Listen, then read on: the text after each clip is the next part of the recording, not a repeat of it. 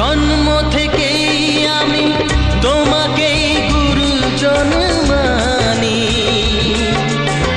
তুমি বাবা তুমি মা, তাই আমি আজীবন জানি। জন্ম থেকেই আমি তোমাকেই গুরুজন মানি। তুমি বাবা তুমি মা, তাই আমি আজীবন জানি। তবে কেন স্নেহের বাঁধন